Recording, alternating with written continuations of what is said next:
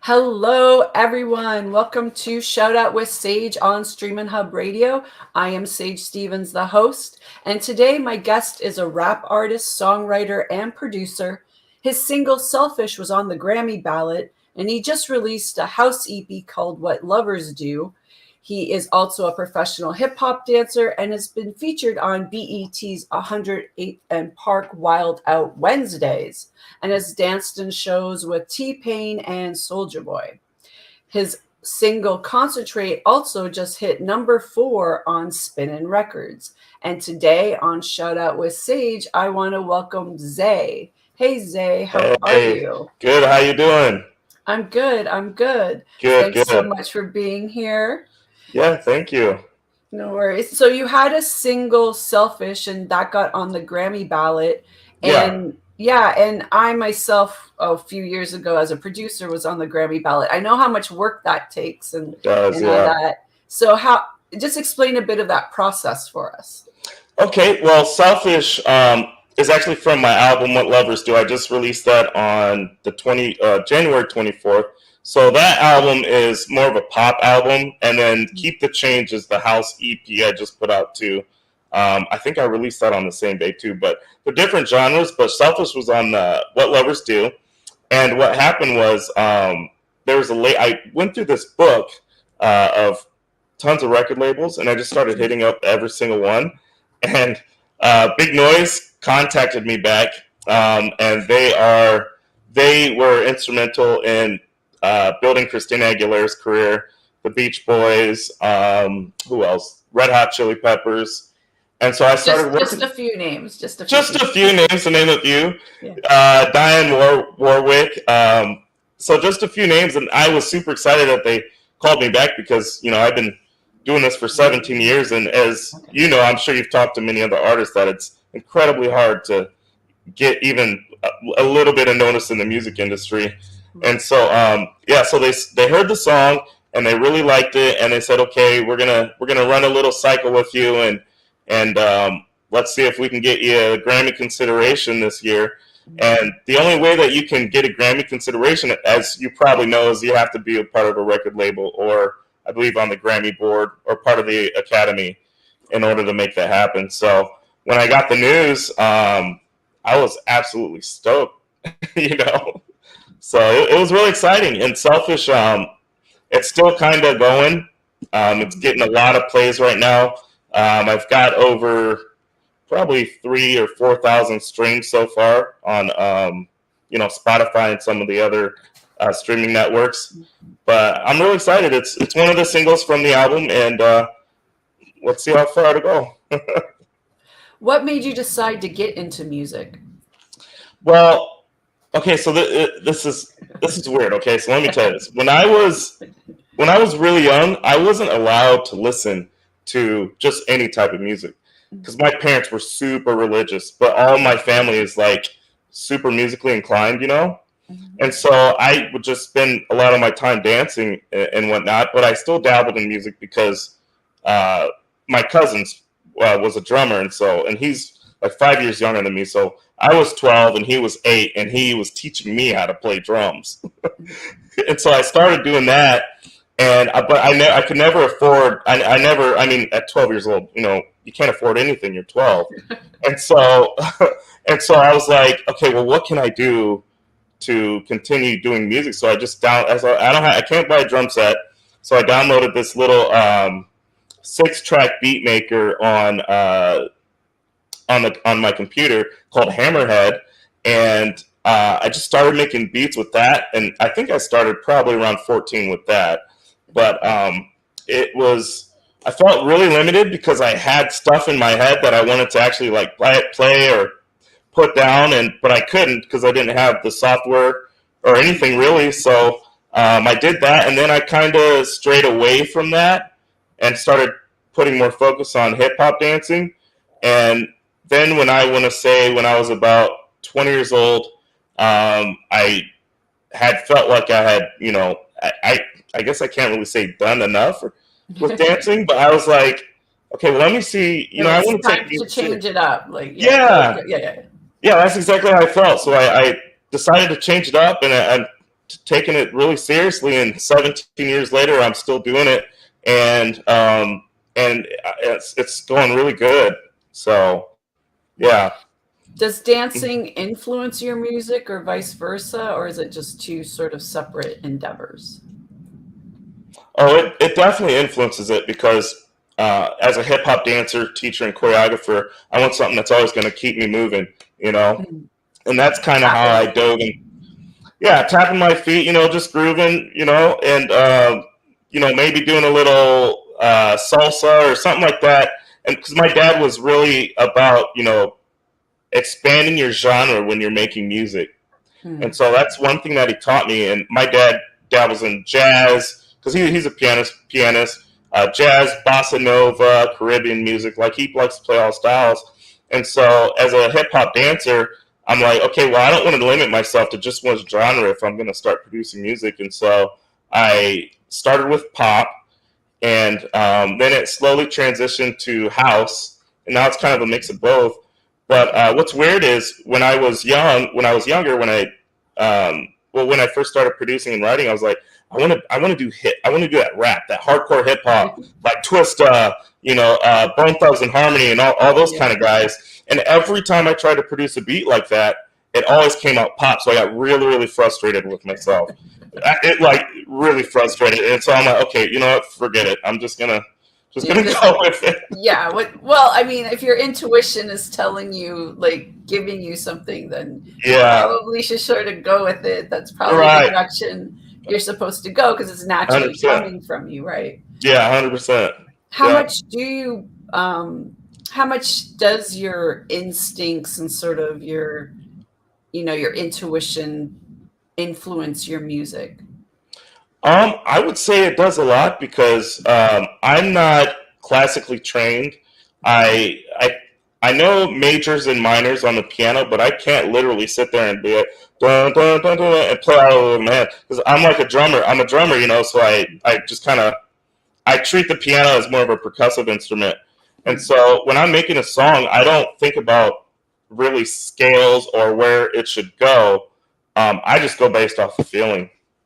I just go based off feeling, and I mean, I wish I knew all of the music area. I know a little bit, but Okay. yeah. So I do enough to get by.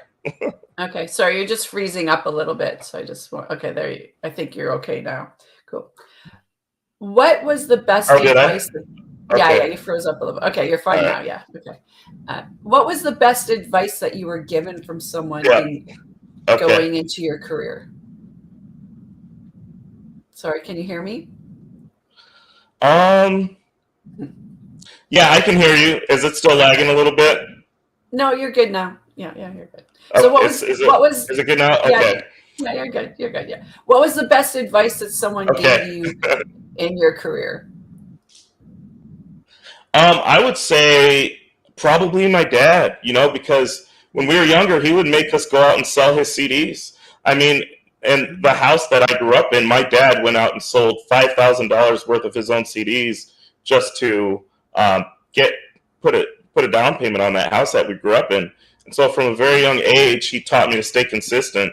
And so, I would say consistency and not really worrying about what anybody else is doing. Just stay consistent with what you're doing and don't compete with people. You know. Right. Yeah. You mentioned when we were like backstage before we went live today Uh-huh. that your dad that you guys did used to live in LA, but you Yeah. are now in Iowa. So how has like leaving LA influenced your career? Um, I want to say okay. So I was born in '87, and the earthquake in '89 freaked him out, and so he's like, I got to get out of here. So we moved from there to Oregon, and then from Oregon to Iowa. And I grew up, listening to his music, Kirk Franklin or Michael Jackson. Those are really the only three people we could listen to since we weren't really allowed to listen to, Right. any of that hardcore rap or anything. Um, but I moved back to LA in 2006 to go to school at California Pacific College, home of the Young Americans. So I was a part of the Young Americans for a little bit, which is a performance and singing group. And then when I came back here after about 2 years, I mean, the love for wanting to do music, was started while I was out there in LA. And I actually did start messing around with some stuff in the piano room, and I came up with 4-track EP, absolutely horrible. But when I got here to Iowa, that's when I wanted to start taking it serious. Yeah, that's when I wanted to start taking it seriously. So I kind of feel like wherever I go, how I feel about music is, how it's gonna come out. I really kind of feel like any city or anywhere else that I'm at, probably it won't influence it much. Okay. What do you Yeah. think, for you, what makes a great song? Emotion. Emotion. And I definitely think if you're a songwriter, you're focusing on parables, similes, metaphors, foreshadowing, thinking of past events, and if you're able to use those types of um, ideas to structure a song in a way that people can relate to, then I mean it's a home run, because people want something they can relate to and they can listen to and feel connected with. So Right. that's what I'd say about that for sure. Do you use any of your own life events in your music? I do, yes, I do. Let me think here. Uh, for the most part, I do like to write objectively.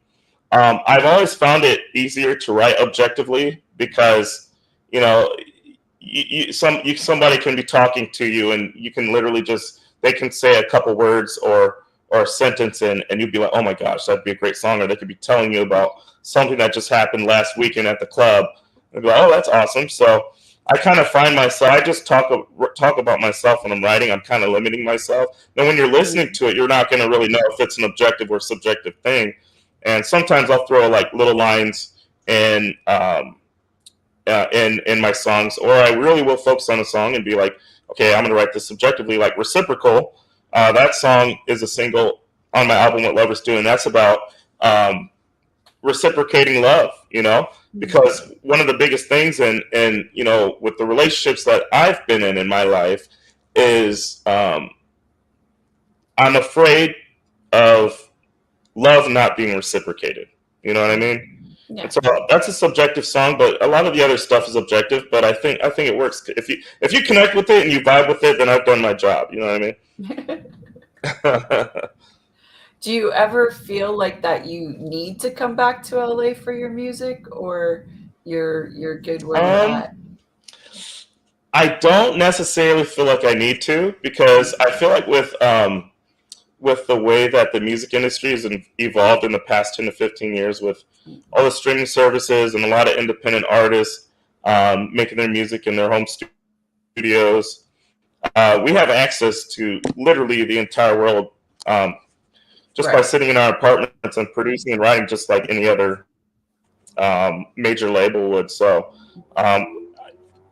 yeah, that's kind of how I would say. I would say I don't really feel like I need to, but we'll see. We'll see. Yeah. Or maybe some award show will drag you out to LA sooner rather than Oh, later. that'd be awesome. I know, right? Right, right. Red carpet. Yes. What opportunities do you say yes to, and what do you say no to? Like when you're collaborating or working on a project, what sort of draws you to it? Okay, that's a good question. Um, I would say as an artist, it's important to be open to a lot of opportunities, especially if you're new and you're up and coming. Um, I would say for the most part, I'm open to working with anyone if they show like that they have a drive and they're serious about it. Now obviously I don't want to waste my time. So if whoever I feel like I'm working with isn't serious enough, then Right. I'll just keep it moving, or I'll say, hey, I'm busy. Or I'll tell them that my price for producing a beat is for them is something they couldn't afford. Yeah, just sort of price them out. Just price it out. No, but for the most part, I think it's important for young artists to be open to a lot of other things. But I also want to stress this for any artist that does want to take this on as a career. Uh, don't be so open-minded that you just let anybody come in and take advantage of you. You know what I mean? Because let's just be honest, the world out there is full of a lot of people who see something shiny and then they want it for themselves. You know what I'm saying? Everybody wants a piece of that pie. So always know that if you focus on your craft and you take it as seriously as you do, I mean, it's your baby. You don't want anybody to mess with that. You know what I'm saying? So stay open, but use caution too. Right. Yeah. Are there any opportunities that you said no to in the past that you now sort of think back and maybe you should have taken them, or you're good with everything? I'm good with everything because for the most part, when I say no to something, I really understand what it's about. Right. You know, the reasons for that and why you're saying no. Yeah. Like for example, for my song "Concentrate" that just went number 4 on Spinning Records, uh, on the record label, I had other labels hit me up talking about, hey, we want, we'd love to work with you, et cetera, et cetera. And I go check them out. I do research, and I told them, I'm sorry, but the structure of your record label, I don't feel really works for me, And I've even had people tell me straight up, like, hey, I love this song, but you know what? I don't want to sign any papers. I just want to get a piece of the money. I've literally had people say that to me, and it's like, good Lord. I mean, it's like, it's wild out here. You know what I'm saying? Yeah. I know. People are getting lost in the sauce, and it's rotten tomatoes. I'm like, chill, man. You just gotta. So lost in the sauce. I have to remember that. Yeah. That's a title for a song right there. It is lost in the sauce. I might have to do it. I'll just give myself a good idea. Love it. Lost in the sauce. Okay, sorry. Yeah. Lost in the sauce. Right. Something feels off. I don't know. Oh my God. What are you working on now? What are some new, like, do you have new songs you're working on? What's going on there? Yeah. Well, Lost in the Sauce is a song that I'm currently working on as we speak. The wheels are turning. Okay. You'll have to get some writer's credit for that. Just make sure you mention me. Don't forget me. Right. I could have a little lyric in there. Yeah, you might get a little lyric, or might have to put you on the splits. Maybe get a few percent. A couple. Oh wow! Thank you. That would be amazing. Get some royalties. Totally for that. Yeah. So, but no. So, I just released "Keep the Change," my house music EP, and then "What Lovers Do," the pop album. And right now, I'm already working on a follow-up album for "What Lovers Do." And I'm working on a follow-up EP for "Keep the Change." That one's going to be called "Keep the Change Volume 2." So I've got about 2 songs for "Keep the Change" already that I'm working on, and then I've got quite a few for the follow-up to "What Lovers Do" as well. So I'm excited, So I've got some new stuff that's going to coming out probably within the next year or so. You mentioned earlier you gave a little bit of advice to people that were starting out. What other advice would you give to people that wanted to pursue, a career in music? Okay, that's a good question. So, like I said, the first thing is don't compete with people. Focus on being the best that you can be, because if you don't, you will get lost in the sauce of rotten tomatoes. Okay, and so focus on yourself and don't compete with people. That's what I've always done. And another thing I would say is to think of music as a way of giving, giving something, because when I think of it, I love it. I think of it as, okay, I want people to have as much fun as I have creating music Mm. at the same time. Like You know, I want enjoying them it, to feel listening. Yeah. exactly. So my thing is think of it in a way as, okay, I'm loving this track. You know, this is a fun song. I'd love for everybody to enjoy just as much as I've been enjoying making this song too. So, Right. and I feel like with those two things, there's nothing that can stop you. You know, do it for the joy. You know, try to give people that joy that you're Right. feeling when you're making it. Right. Right. Right.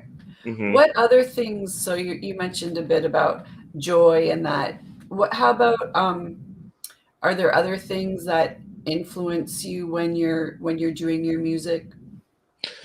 Yeah. Well, you know what's funny is when I'm producing or writing, and I've got an idea in my head, and I don't even have a title for it yet. Mhm. I'll literally just look around my room, and I'll see like a printer or something, and I'll name it Printer Beat Type One or something like that. I know that is kind of not exactly answering your question, but seeing objects around my room will influence me when I'm titling a song until I finish writing the hook. So, but on a more deeper level, as I'm making a beat, um, if I feel like I'm stuck or something, I will go to, like YouTube or something, and I'll listen to music that's in the same key as the song that I'm writing or producing, and I'll listen to other artists like Taylor Swift or the Postal Service or Mm, some John Mayer or something like that, mm,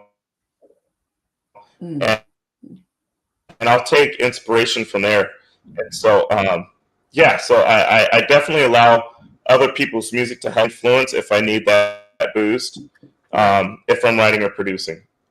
Hopefully that answers your question. Yeah, no, it does. What is your Uh, yeah, it does. It's yeah. uh, What's your favorite part of being a musician? Oh, thank you. oh, can you hear me? Yeah, I can hear you. Mhm. What's your Okay, favorite sorry. I think part the of being connection a just. musician? Yeah. I would have to say performing.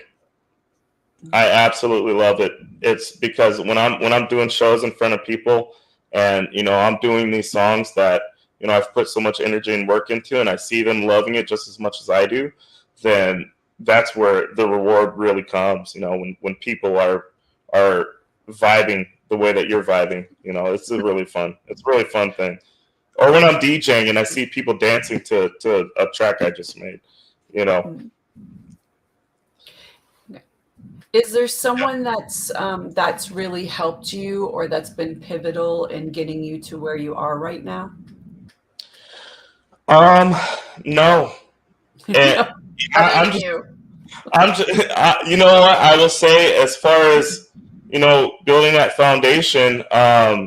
It would have had to been my dad to get me that start, but you know, my family, my parents are divorced, so I wasn't really around him too much after those early years, and Mm, so I really just kind of grabbed the bulls by the horns and had to learn everything myself. I've had to learn it the hard way, you know. mm, And there's nothing wrong with that for anybody else out there that feels like they don't have anyone that's kind of helping them along. But yeah, it's been a journey, but I'm thankful because I've learned a lot of things that I wouldn't have learned if somebody was there to if somebody was there and maybe some guiding you or yeah, mentoring yeah, you. exactly. So yeah. Do you network a lot, and do you think networking's important? Yes, I do network a lot with a lot of my house music. I do believe networking, is extremely important, and I've noticed that with the house music that I make, um, it's a lot easier to network than it is with pop music. Okay. It's very very important to network, no matter what genre. But with house music, everybody loves to dance. Everybody loves to go to clubs and stuff. But the difference with pop music, it's just harder. I can't put my finger on it, to be honest. I've been doing it for 17 years, and it's absolutely mind blowing on how much harder it is for a pop song like "Selfish" to get across than it is for a house track. You know what I'm saying? Interesting. So yeah, so but networking is important on all sides, no matter what genre. But I just personally feel house music a little bit easier and pop's a little bit harder. Is there somewhere we can find you online? How do we stalk you? Yeah, you can go to. I need some stands. Y'all, everyone can go to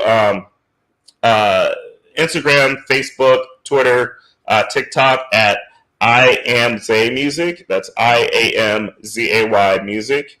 I have the same handle for any social music platform social media platform if you want to follow me. But if you want to but my album What Lovers Do is available on all streaming platforms as well as my house EP Keep the Change. All streaming platforms, yeah. And are you going to be performing anywhere soon, or? I'm gearing up to start performing in the fall. Right now, what I'm working on is building my band together, getting everyone back together so we can start tour in the fall. It takes a lot of work, we got to book these shows and et cetera, et cetera. But in the meantime, I'm going to be DJing quite a bit. I DJ all the time, so that's kind of what my little go-to until we take it up a notch with the What Lovers Do album. And you DJ mostly house music or all different types of music? Open format. My favorite is house music, but if you want to be a DJ, you got to be able to spin anything and everything. Right. And so that's where I'm at with that. So. Cool. And are you just like in Iowa, or you travel around? I'm still in Iowa. Okay. It's tough out there, but I gotta. Well, first off, I need to get a new car. Okay. If I get a new car, then I can start traveling more. But I got a beater right now. Okay. Gotcha. Yeah. Well, congratulations on your on the Grammy ballot and your new music coming out. And keep me posted on if you come to LA and you're performing anywhere. I don't think I'll be making it to Iowa anytime soon. But you never know. Hey, you're more than welcome to come here. Enjoy the corn and cows with us. Okay, thank you. Well, I grew up in Canada, so I'm very acquainted with cold weather and space. Lots of flat land everywhere. Yes, definitely. Okay, Zay. Right. Well, thank you so much. Okay. And thanks everyone for joining us today. I am Sage Stevens, and this is Shout Out with Sage. And see you next Wednesday at 4:05 p.m. Okay. Bye, everyone. Thank you. Bye-bye. Thanks, Zay. Bye-bye.